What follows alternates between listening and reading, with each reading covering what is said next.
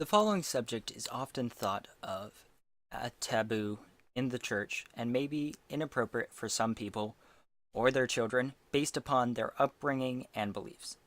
Please note that I take this subject seriously and have done everything I can not to be crude. Please bear with me as I share this following information. Sexuality. What does the Bible say about it and the sins surrounding it? What are the sins that exist? Where do we draw the line? How do we present sexuality? What the Bible says. Genesis 2:24. Therefore a man shall leave his father and his mother and hold fast to his wife. In some versions it says cleave to his wife, and they shall become one flesh. 1 Corinthians 6:18. Flee from sexual immorality. Every other sin a person commits is outside the body, but the sexually immoral person sins against his own body. That actually sounds pretty bad. But because of the temptation to sexual immorality, each man should have his own wife, and each woman her own husband. 1 Corinthians 7:2. Gotta get married if you don't want that sexual morality coming around, at least the temptation of it. Matthew 5:28. I say to you that everyone who looks at a woman with lustful intent has already committed adultery with her in his heart. It is clear that the only sexual, both in mind and body, relations humans are to have are with their spouse, one man and one woman, married before God. Anything beyond that is a sexual sin. Anything beyond that. I don't even need to start going into certain aspects. I don't care who you are. If you want to have sex, and if you want to look at a woman and go, man, I really want to have sex with her, get married. Because the only person you should lust after is your wife. The only one you should have sex with is your wife or your husband. I'm a guy, though, so I'm going to speak mainly from my point of view. But that's the only time when you are not committing a sexual sin. Which actually seems like something the Bible has. There's tons of verses where we can go through sexuality and things like that. And you know what? This is something that's really right in our culture today. Sexuality, free sex, have sex wherever you want, sex and everything. Add sex. Sex makes everything good. Sex, sex, sex, sex. Let me say it a few more times. Sex, sex, sex, sex, sex, sex. Sex. That's what's for dinner. We treat it like it's nothing. But apparently the Bible thinks it's a pretty important topic because it mentions it quite a few times. Sexual sins. Lust, noun, dictionary.com. Intense sexual desire or appetite.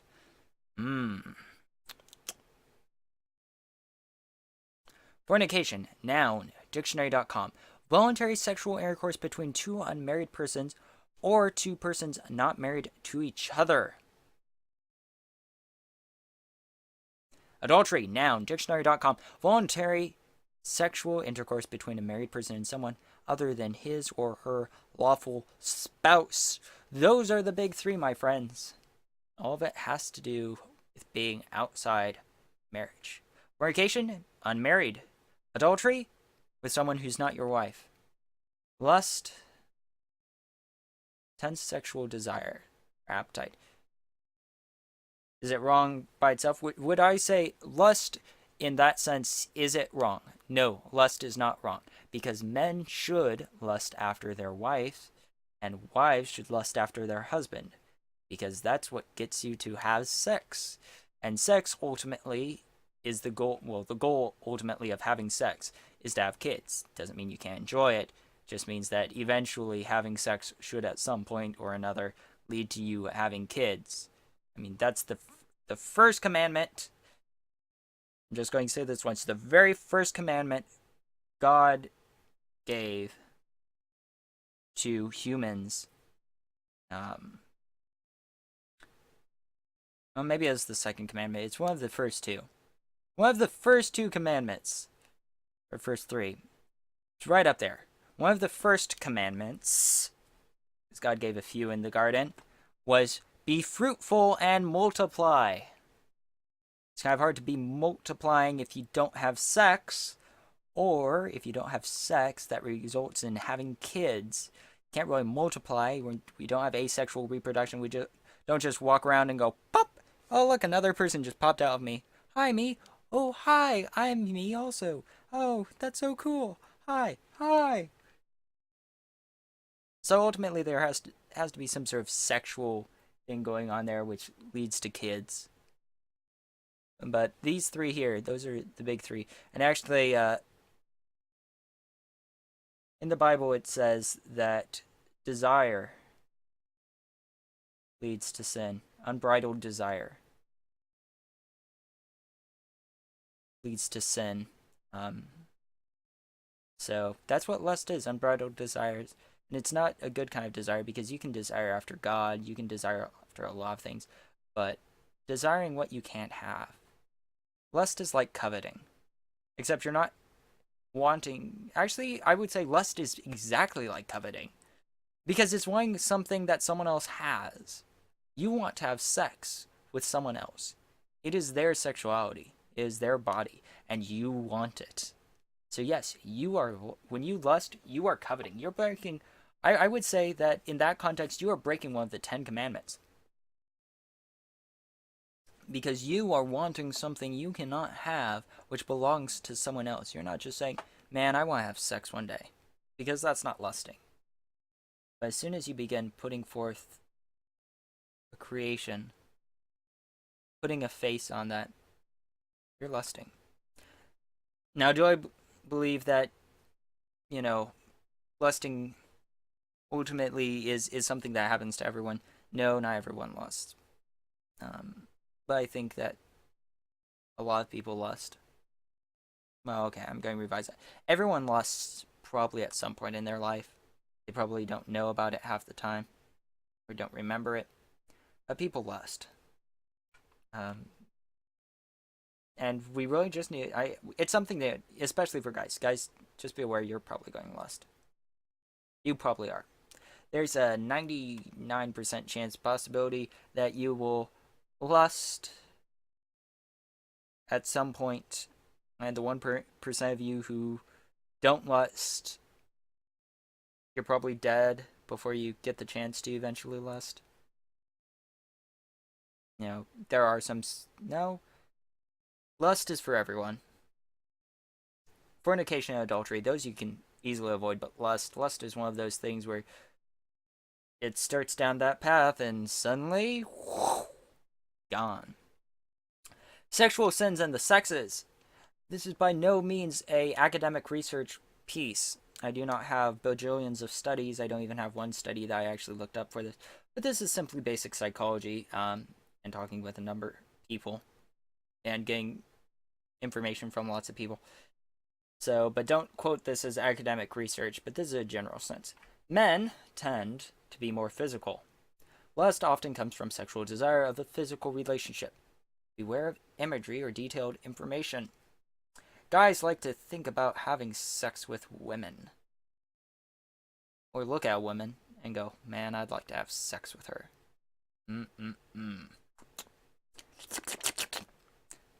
So that's really what it is for men.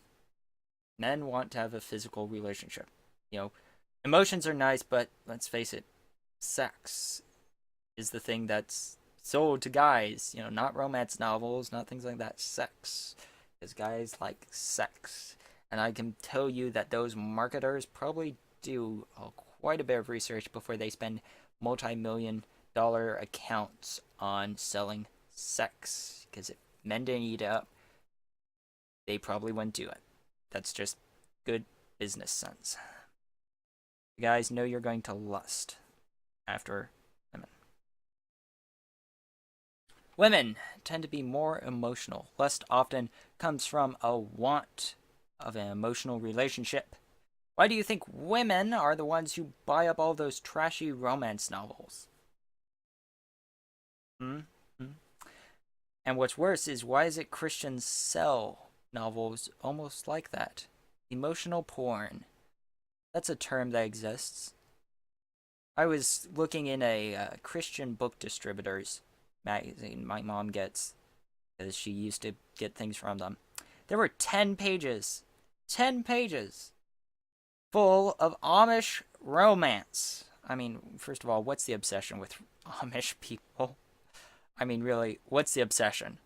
But secondly, romance novels, you gotta be careful with that, because the problem comes down to is, especially women who are married, do you want to cultivate in them a dissatisfaction? Because I think that's a terrible thing to do. So you gotta be very careful. Beware of things that will cause dissatisfaction towards their emotional condition. Dissatisfaction, a very important thing. Women, on a whole, tend to file for divorce more than men. I can say that one more time. Women, on a whole, tend to file for divorce more than men. Why is that? There's numerous amount of reasons why people may say, I filed for divorce, but I have my own theories, and one of my theories is that women tend to get fed up with guys for being guys. We're dense, we're stupid, we don't always get your emotional needs or your subtle hints, and it makes you unhappy, and then you go watch those romance movies, or read those romance novels, and suddenly, why isn't he treating me like this? Why is it that women can go talk to other women about their men? They compare men. I mean, you know, women compare men. Let's face it. Guys compare women, their wives, their girlfriends, and women compare men. But for guys, it's usually physical, and for girls, it's usually how they treat you, how they, you know, act, things like that. Well, I don't like him because he does this. And a lot of it put forward as, well, he doesn't do this one thing. Well, why doesn't he do that? He needs to do that. That's something he ought to be doing for you. It's the least he can do. I mean, just think about that. If you're told, let's say you've got a computer, and you think it's a pretty awesome computer. You've got some qualms with it, and you go talk to all of your other friends who've got computers, and one of your friends say, "Well, it should be doing this, and you should be able to do this with it, and these things with it, and I can do this with my computer," and things like that.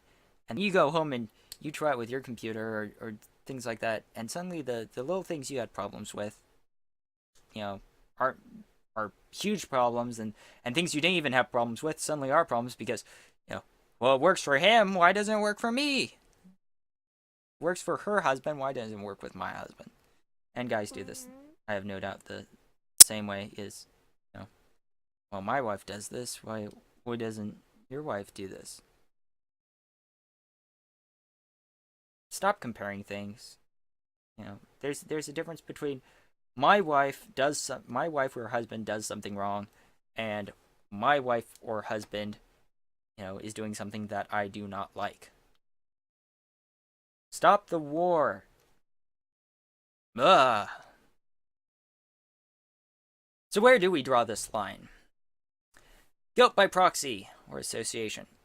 Our actions or inaction, which actually should be a single word, can help cause people to sin. If I get a pistol and I fill the magazine up with bullets, and I put the magazine in, I cock it so there's a bullet in the chamber, and I hand it to a sociopathic psychopath, and I say, try not to murder anyone. Am I guilty when they kill someone? Not directly. but I can certainly be charged with it, with being guilty of assisting, being an accomplice. Just because you drive the giveaway car doesn't mean you won't be indicted in the bank robbery. Helping people sin, I would say, is sinning in and of itself.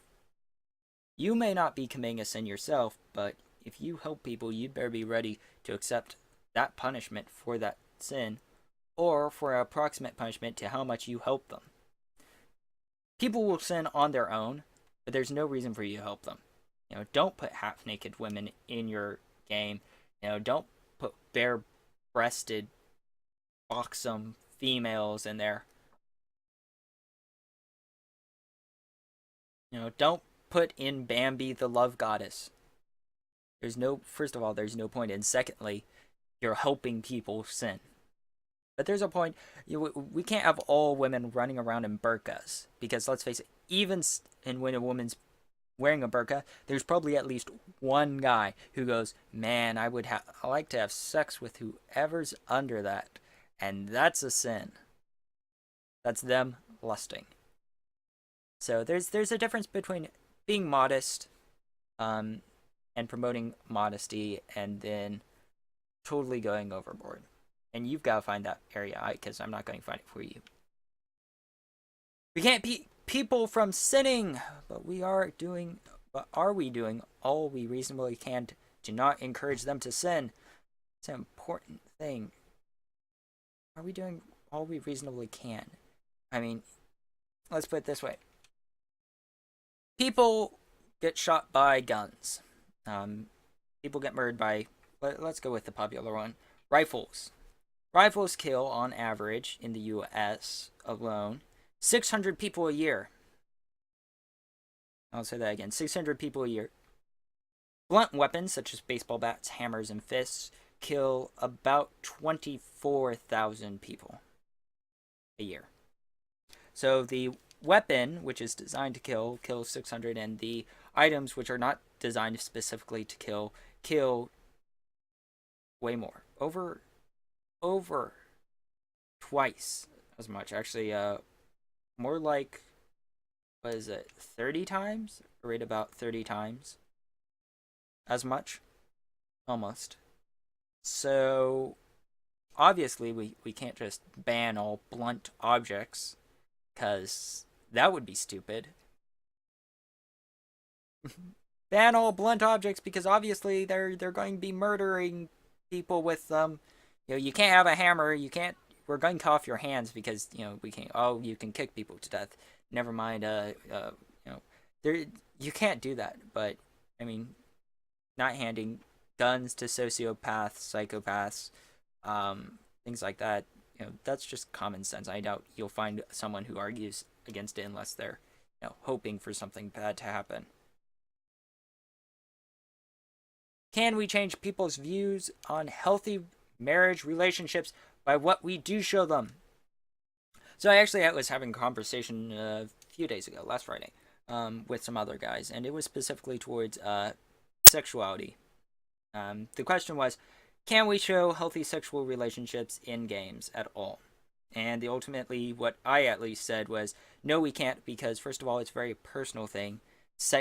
Because it's between two individuals, and they've got to figure it out themselves, and people need to seek their own advice for their sexual things. Do not be afraid to seek advice if you are having trouble with sex.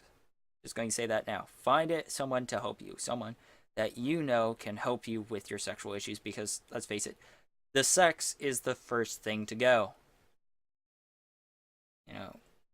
I have no doubt that a lot of people can tell if you're having marriage relationship issues, if you're having bad sex issues. Get over the stigma and the taboo that the church has made it, and talk to people about it if you need help. But moving beyond that, can we change people's view on healthy marriage relationships? There's a lot of, almost all modern sitcoms today. If you've got a married couple, it's always, the guy's stupid. I mean, he's a moron. He goes to work, and that's about it. And everyone makes fun of him. He's an idiot. Absolute moron. And the mother is the one who knows everything. She understands everything. She gets everything. She's the only one who actually is informed, really. You know, besides like the kids or another character. I mean, what happened to the days when the husband was the head of the household and he took care of everyone, and he was there to make the judgment decisions and everything, and the wife was there to support him in his actions. When did the woman start being the captain of the ship and the man started being the executive officer? Now, the Bible says the man is the head of the household. He's the captain. And the woman, she's the executive officer. But now we've got this power struggle going on where the guy's being told, hey, don't take over, don't be the man. We can't let you. That's sexist. Don't be a man. And trying to give the woman the job of being a man. I'm sorry, people. God did not create women to be the man and create men to not be the man. Men were created to be men and women were created to be women. I mean, we can have this giant discussion. Well, that's what the patriarchy and all of that wants you to believe. And, ooh, patriarchy. And that's actually what's been going on in some other things. I'm not going to get into that. But ultimately, that has no bearing on it. I mean, if we taught people how to build good, strong family units, how many less divorces, first of all, would there be? If we taught real values, family values. If we taught people that loyalty in a marriage is one of the most important things. If we taught them that, sex is not a weapon, something to be held hostage, and that, yelling and screaming doesn't help anyone, and that people need to communicate and how to communicate. What if we actually did things, where we showed healthy relationships rather than all of these dysfunctional relationships? Because eventually that shows people, kids play those games, watch those TV shows and everything. And eventually they think that's just how it is. And when you suddenly see people who have a functioning relationship, it's like, wow, what are they doing? How are they getting it all to work? Because that doesn't even begin to make sense. So what if we actually showed, a Christian sitcom that's not even Christian? What if we just took out the sex jokes and everything and just showed a healthy marriage relationship? What happened to the Bill Cosby show and things like that, where they showed good family relationships? What happened to things like that? Why is it that the woman has to be in charge of the house and the guy has to be the moron? That's not how it's supposed to work. And until things are working how they were meant to be, everything's going to be screwed. You can't get a Phillips head into a flat head screw. And as much as you try, you may move it a little bit, but you're just going to get frustrated and frustrated and frustrated. We're trying to put a square peg into a round hole. The round hole is made for the round peg, not for the square peg. Stop trying to shove the square peg into the round hole. If you pound it hard enough, one or two square pegs may make it through there, but ultimately it's a pretty worthless thing. Why are we trying to show dysfunctional relationships as something? Why is it so popular? Why don't we show working relationships?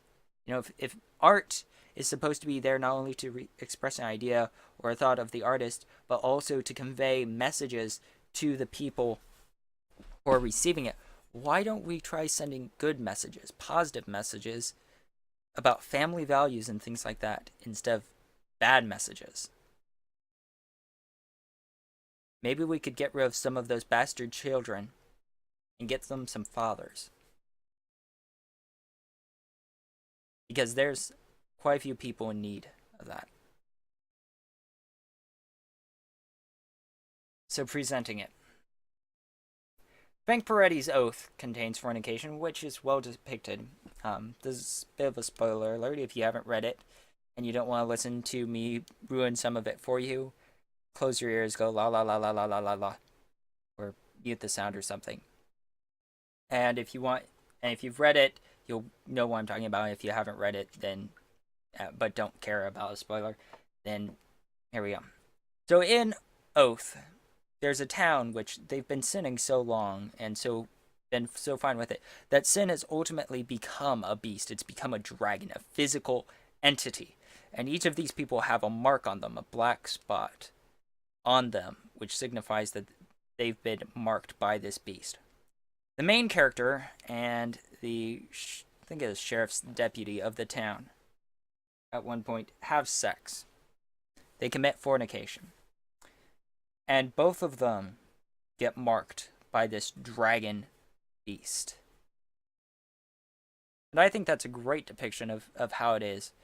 You know, it's not being shown that if you have sex with someone, it works out just fine. In fact, it's you just have sex with someone, it's bad. Things turn out bad. Because you create lasting ties when you have sex with someone. As much as you want to say, well, have sex with strippers and stuff, and I never feel anything for them. Well, you may not feel something for them, but ultimately there is a tie there, and we can. That's a metaphysical thing, a spiritual tie. But ultimately, you know, you create relationship, and it's hard to keep a good relationship when you're breaking it. You know, having sex with random people and things like that.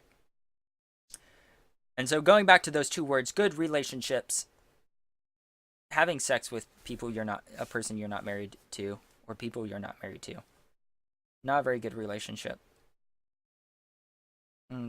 So don't do it. You know, get yourself a wife. There's lots of eligible bachelorettes out there, and there's lots of eligible bachelors out there. And find yourself a good man or a good woman who's loyal, who's caring, who's honest, and get married. And then have as much sex as you guys can take. That's all I can really say. Don't throw the baby out with the bathwater when it comes to any thoughts on sexuality. I've seen this a lot. People are like, sex is something we don't want to talk about so much that we're just going to omit it from everything. Even some things, when you read like marriage blogs or something like that, they mention a lot about communication, understanding each other's feelings, things like that, but they never really state anything about sexuality. And it's disturbing to see that because I spent quite a bit of time on marriage forums. Just reading all these things that people were talking about. And there's people who are like, who have all these terrible misconceptions. Some being, you know, women can't enjoy sex.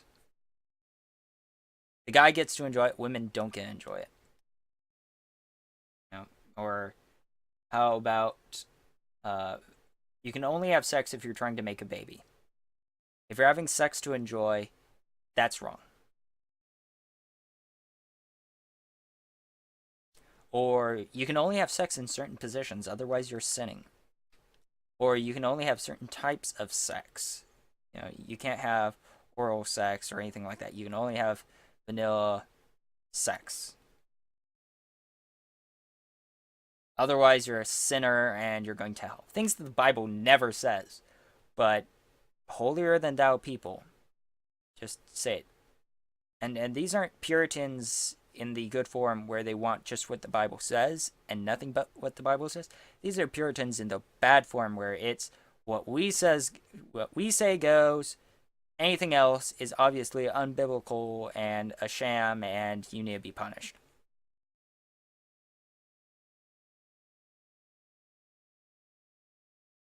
Be careful with drawing the line.